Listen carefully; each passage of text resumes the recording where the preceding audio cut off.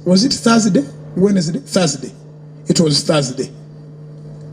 Lwali lunaku lwakuna ekyamagero ne kitutomera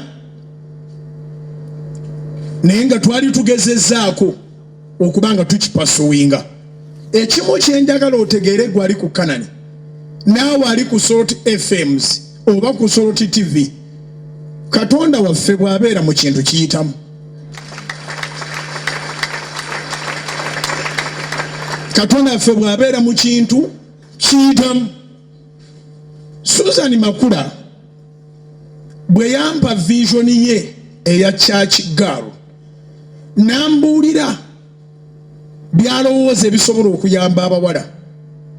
Abawala bangi abajja mu church nga tebasomye olw'ensonga nti abazadde bangi Abafirika bakyayina endowooza egamba nti omuwala ne bw'onoomuweerera agenda kufuna olubuto, omuwala ne bw'onoomuweerera agenda kufumbirwa. So bangi ababaweererako akatono ne babakuumirawo nga tebababuulidde nti kati awenkutadde ne bw'onyonoonekako. Tebatutte nnyo baana bawala nga kintu ky'amaanyi mu Afirika. Weewaawo kigenda kivaawo ekyo, abaana abawala bagenda bafiibwako. So Susan Makula bw'ampa concept ya church girl, nangamba waliwo abaana bangi abaakoma mu senior 1, senior 2 oba P5 oba P6 bwe bityo byagenda bikoma mu makkati. Ng'ogyeko okubayigiriza ennono z'obwakabaka bwa Katonda. Oluusi service babeera muzaawamu ne bavaamu nga tebabitegedde bulungi, nga beetaaga abakadde bano ab'ekkanisa, abakyala abakulu mu kyaki boogere n'abaana abawala bamanye ekyokukola mu kyaki. Ani gwe tufumbirwa, ani gwe tutafumbirwa. Sijja kujjanga ku kituuti mbiyimbirire. Bwe nzija mu service olonenga nti abalokole tebafumbirwa batali balokole, kubanga ekizikiza tekyegatta na musana. Ate sijja kiddamu ku Sande ne ku Sande ne ku Sande ne ku Sande eri. Batono ababa bakiwulira n'okiwulira. Era bangi abali mu balokole nga bafumbiddwa abatali balokole, naye nga tosobola bavunaana kubanga ovunaana otya gw'otabuulidde. So nenkizuula nti concept ya Susan Makula yali nnungi. Abaana abawala babuulirirwe, abaagwa mu mitawaana bababudeebude, abayingira kyaki nga bavudde mu kwetunda baleme kubeera lost. Osobola okujja mu kyaki Mukama Feeso n'akusumulula, naye n'osigala n'obusibe bwa mulundi ogwo nga tolina gw'obuulira bye wali oyiseemu bive ku mutima gwo. So nga beetaaga who to confide with. Naye nangamba ate engeri gye siri musumba, sijja kubanga mbabuulira bubuulizi, wabula njagala okubasikiringa babeere equipped. Katonda n'atubeerera mulungi era n'atubeerera mulamu. Ebyokutandika okulabika nti abaana babasikiringa ne bitandika okugenda mu maaso. Ebintu by'abaana bye bakola mu biraba, tubiteekamu nno ssente ebyaddala. Okusoma okwasembayo abaana abawala bonna abali mu church girl, okubayigiriza okukola pads, reusable pads, nga za mulembe bulungi nga buli kimu kwekiri, ng'era bwe twateekateeka. Twafuna abakugu abasobola okutuyambako ku ekyo. Okubajja ku mirimu gyabwe, it is a cost. Okubaleeta babeeko kye bakola okusomesa, ng'ogyeko kosti yaabwe, ate bakuwa ne kosti ya materials ezigenda okukozesebwa n'ebirala bingi nnyo. Ebyalaani ebimu twabigulira ddala, byagulibwa kati byasigala wano. So abaana ne bayiga. Show n'etandika okuteekebwa ku TV buli lwakusatu ku ssaawa 4 okutuuka ku ssaawa 5. Monday ebeera junction, Tuesday junction, Wednesday church girl, nga tulaga ensi activities abawala bwe ze balimu n'engeri gye babuulirirwamu na biki bye bakola. Naye bwe yampa concept ye ne mugamba nti nze abantu ngenze mbeetegereza abalokole n'abatali balokole. Abantu baba balina obudde bungi naye ne batabukozesa bulungi. Bw'onoolangirira church girl naye neetabeera mu mateeka nga teri registered, ojja kuwuliranga waliwo omuntu akibuukidde nga bwe balina obwongo obunafu. Kati tukikoleko mu mateeka, ne muyambako ne tukikolako mu mateeka.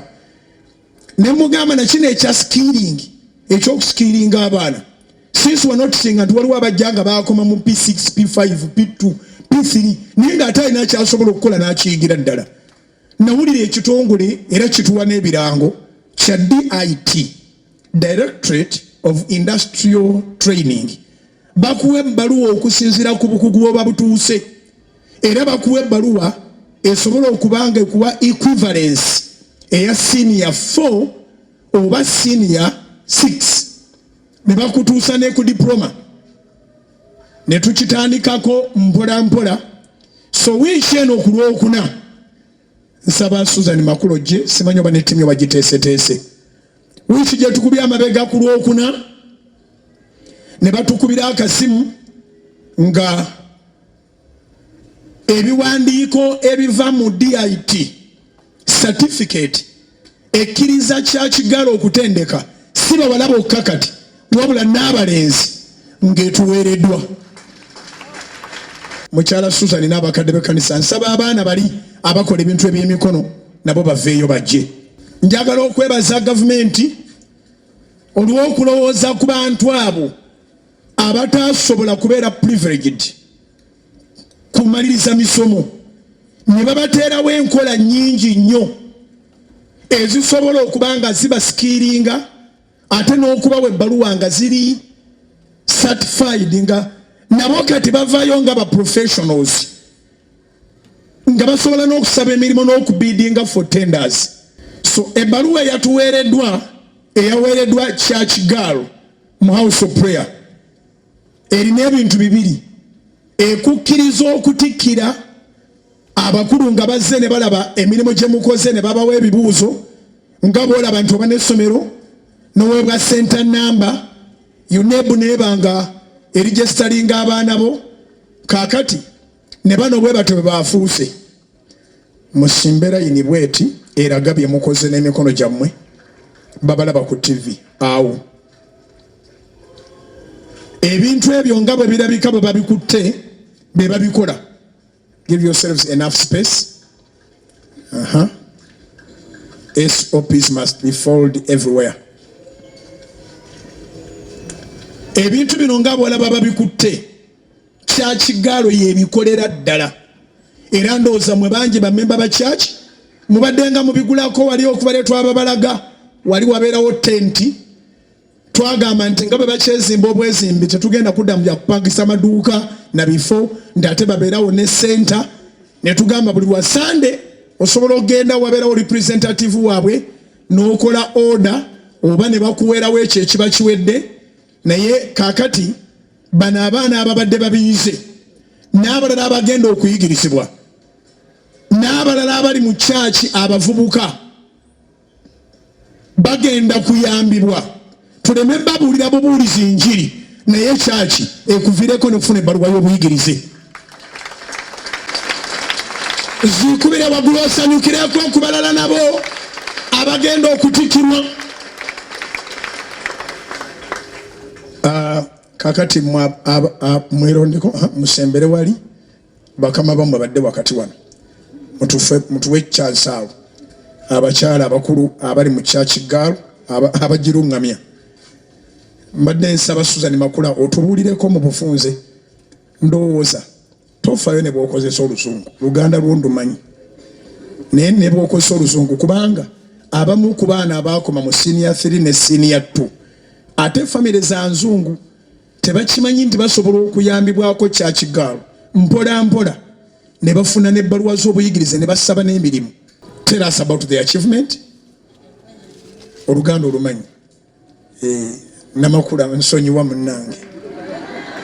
Nsonyiwa Namakula. Nze natoola kulinnya ne muyita Makula naye nga ye Namakula wa Lugave. Baliwo ab'Olugave abali wano mbabanja enkoko. Nedda. Kale tujja kitereeza. Hallelujah. Yesu yebazibwe. Twagala okwebaza Mukama olwa House of Prayer. Mukama akozeseza House of Prayer for revival. Nchiyita revival owa pace setting. Waliwo wetubadde twebaseemuko akatono ng'ekkanisa Musumba gyatera oyita comfort zone nga twerabidde obuvunaanyizibwa bwaffe. Obuvunaanyizibwa bulimu okubuulira enjiri era abasumba twebaza babukola, naye ate bamaama ne tufuna emirimu okusinga ate okukuza abaana. Tugyebaliza Mukama emirimu Mukama gyatuwadde, naye ate Sitaani agikozesezza nnyo okuyiwa oba okusuula generations ezigenda okuddako. So twebaza Katonda olw'omukisa ogwatuweebwa okubanga Church Girl ekkirizibwa okubeerawo mu House of Prayer Ministries.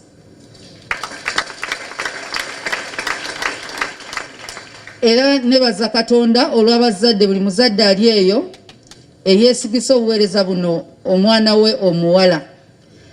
Obuweereza buyina abasumba naye ate waliwo n'abakadde b'ekkanisa n'abakyala abalala abakulu. Tulina Mami Betty ali mu ushering department tali mu bakadde ba kkanisa, naye abakadde b'ekkanisa balina abakyala bangi bamanyi abakulu abasisinkana abaana abawala okwogeranga nabo, era tubeera ne fellowship buli lwa mukaaga olusembayo mwezi wano ku House of Prayer ku ssaawa 7 wadde tutandika 7 naye ssaawa 7 tubeera tuli organize nga tuli wano tusaba ne tusinza enjiri nebuulirwa n'abakyala ne basobola okuba nga boogerako n'abaana bawala.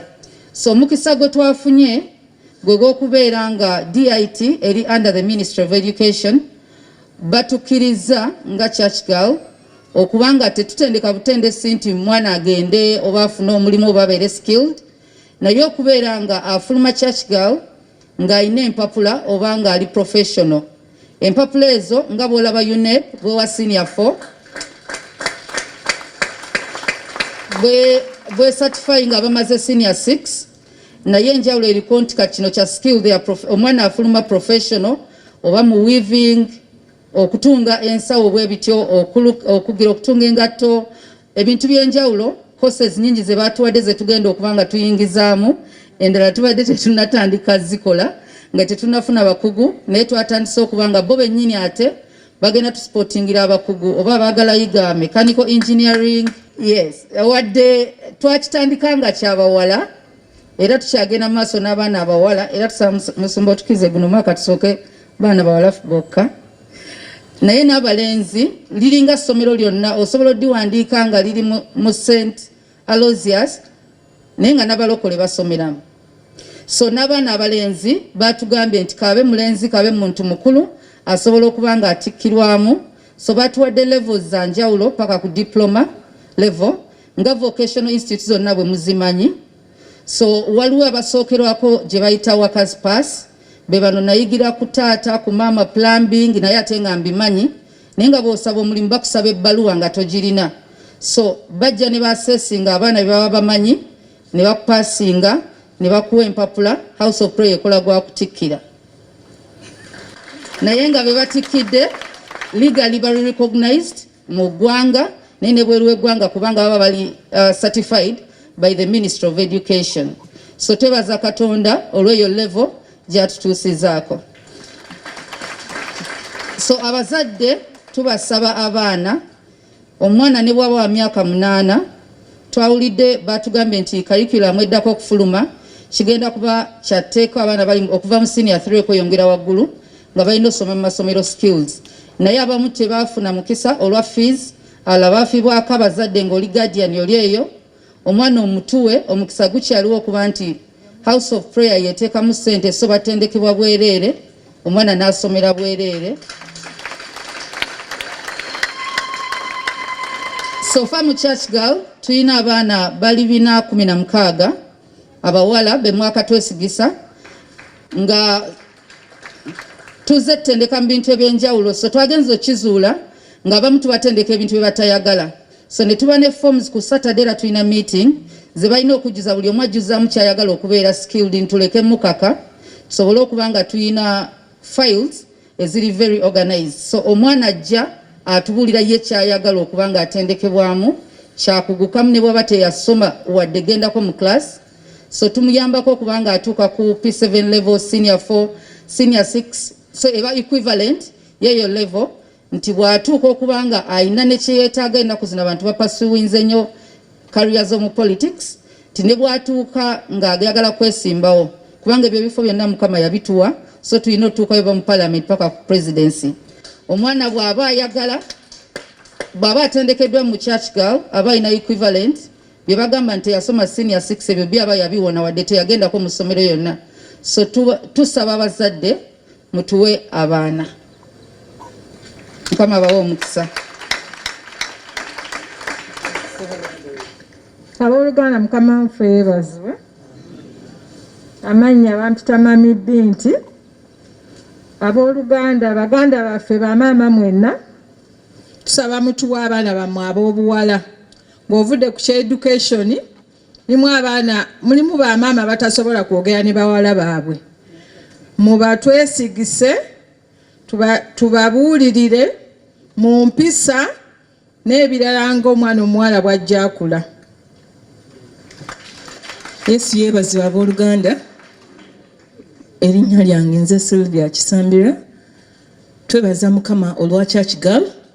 Kati n'oba wa degree n'oba wa masters ng'olina nga weetaaga skill. Kuba waliwo wootuuka eyo nga tolina skill yonna gy'omanyi gwe nga ggwe. Oba oli mwana omuwala ng'ogwa mu myaka gy'abaana betwetaaga. Please come. You will have your masters n'obeera n'olupapula olulala nga wayiga skill. Ate mu skill yo gwalina amagezi go yakuguka mu bintu birala ojja gifunamu nnyo kuba ojja gikozesa for business purposes. Mukama abawe omukisa.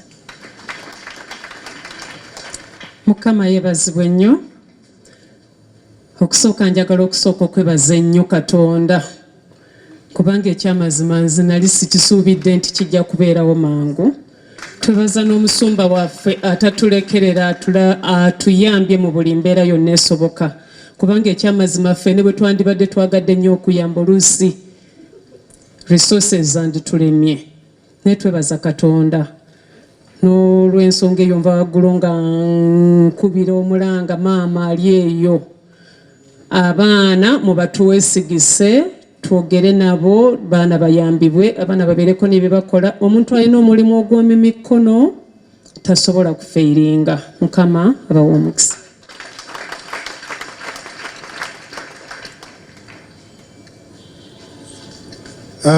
Olukuŋŋaana Susan lwayogeddeko church yabawa every last Saturday of the month, every last Saturday, rain or shine.